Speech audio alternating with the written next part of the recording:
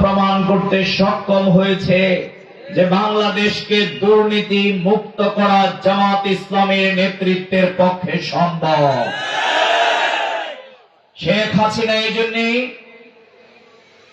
এই দেশকে তার ক্ষমতাকে পাকাপোক্ত করবার জন্য ইন্ডিয়ার হাতে দেশকে তুলে দেওয়ার জন্য সবার আগে সেনা সদস্যদেরকে হত্যা করেছে।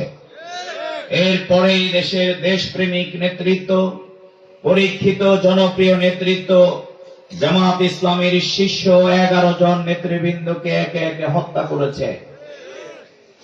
আগামী দিনে আমাদের যেই পরীক্ষিত যেই নেতৃবৃন্দকে আপনি হত্যা করেছেন,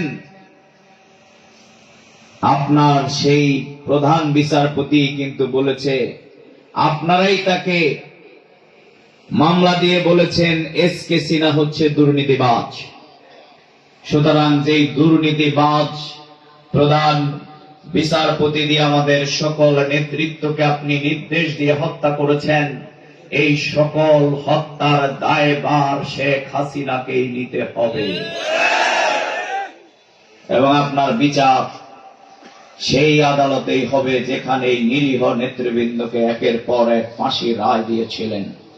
বাংলাদেশের মানুষ অপেক্ষা করছে খুব অল্প সময়ের মধ্যেই এই ট্রাইব্যুনাল থেকে শত ফাঁসির ঘোষণা আওয়ামী লীগ এবং তার দোসরদের জন্য আসবে।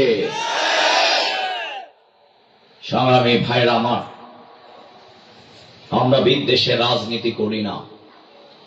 যদি আজ হত্যার রাজনীতি, বিদ্বেষের রাজনীতি, চাঁদাবাজির রাজনীতি, লুণ্ঠনের রাজনীতিতে জামাত ইসলামে বিশ্বাস করত, তাহলে 5 আগস্ট পরবর্তী, বিপ্লব পরবর্তী আপনারাই বলেছিলেন 5 লক্ষ মানুষ নাকি আওয়ামী লীগের মারা যাবে। কিন্তু কয়জন মারা গিয়েছিল? আমরা হত্যার রাজনীতি বিশ্বাস করি না, কিন্তু আমরা বিশ্বাস করি